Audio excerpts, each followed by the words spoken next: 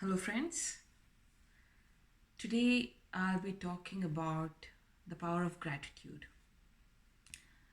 With my own life's experience and my self transformational journey, I can say that gratitude heals grief, sadness, it heals anger, and it heals fear, and it builds resilience.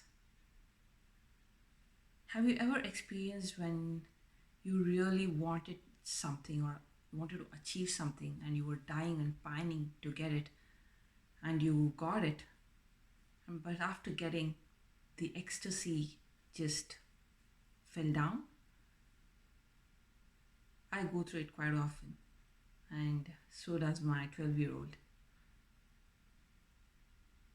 There is a term for it. It's called hedonic adaptation or hedonic treadmill. And I would say it is like a software glitch in the human system, which is very unconscious.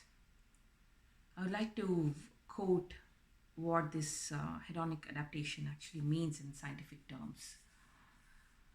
Quote unquote, hedonic treadmill or hedonic adaptation is the observed tendency of humans to quickly return to a relatively stable level of happiness despite major positive or negative events or life changes.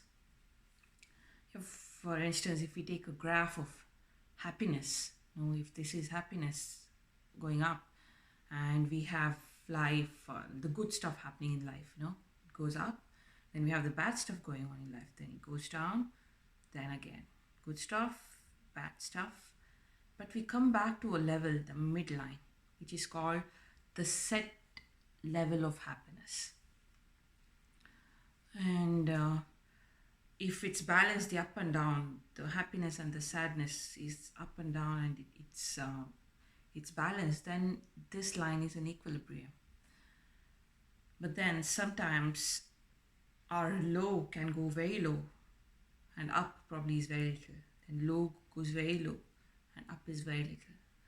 And it's not just the reality of the up and down, but how we perceive the up and down also determines the level of our happiness. And when there is an imbalance in this curve, I think that's when we get into depression and anxiety and other mental ailments. So I would like to, and also the instant gratification that is, uh, that is, that seems to be the pattern of the day. It just adds on to this glitch. It's not helping us, and the hedonic treadmill is getting even severe with our generation. I would like to name a few um, dangers of being stuck in this hedonic treadmill. One is we lose our intrinsic motivation and intrinsic joy because we are always dependent on something outside of us to fulfill us. Two, we forget that we are creators and we become chronic consumers. And three, it makes us disempowered because we are always depending on the outside to make us happy.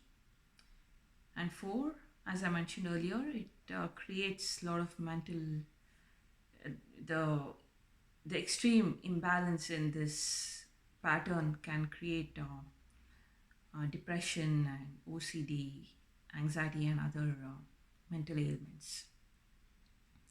Now, how do we hack this glitch in our software? A simple method is to install a new software called Gratitude and upgrade it on a daily basis. I will quote an example from my own life. In 2015, I was extremely depressed and I became very hopeless. I got quite worried and scared of myself. So I started Googling, remedies for depression or something like that. And what came up was this exercise called the gratitude exercise, daily gratitude exercise. It said that as soon as I wake up in the morning, I have to name 7 things that I'm grateful for. And on consecutive days, add one more thing, one extra thing on a daily basis to this list. So the next morning, I woke up and I sat on my bed and I tried to be grateful for something. And I couldn't remember, not a single thing. And tears started flowing my eyes. And I sat there until I could remember at least one. And luckily, I remembered one for my daughter. I said, okay, I'm very thankful for my child. And then for the next one, I waited maybe 10 more minutes. Then the next one came. Then within an hour, I was able to name all the 7 things that I'm grateful for. And I continued with this exercise for 7 days and adding one thing each day. And by the end of 7th day, I had a list of things I'm grateful for. And what I realized was there was a huge shift in me by the end of that week. When I woke up in the morning, I did not dread the rest of the day anymore. Up until then, I was very scared to wake up in the mornings. So that's what a simple exercise of gratitude can do. It can shift the perspective and it can repattern the neurology within our brains. And also during that period in 2015, when I was very depressed, I used to cycle to my office every morning. I used to cycle along a sea. There was a path along the sea and I would cycle on that path.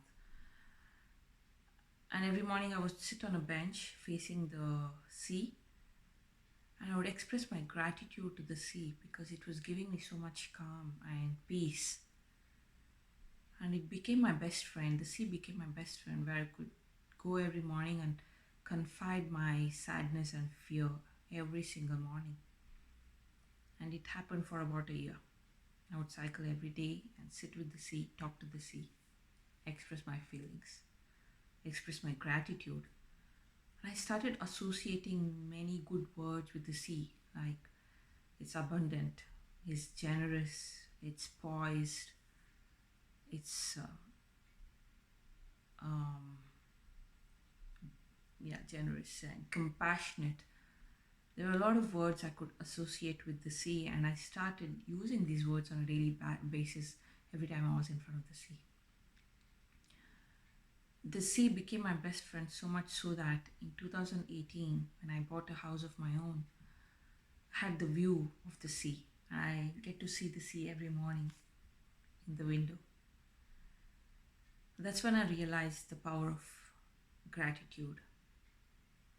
The more we are grateful for something in our lives, without any expectation, the pure intention of being grateful, we attract more of what we are grateful for. That's what even the law of attraction says. But I had not grasped the concept of law of attraction until I witnessed it myself in my own life. So what are we grateful for today? For the next 1 week, I'm going to create meditations wherein we can build our resilience through gratitude. So today's meditation, which I'm going to post in a separate video, would be day 1 of 7, date with gratitude. I hope to see you there.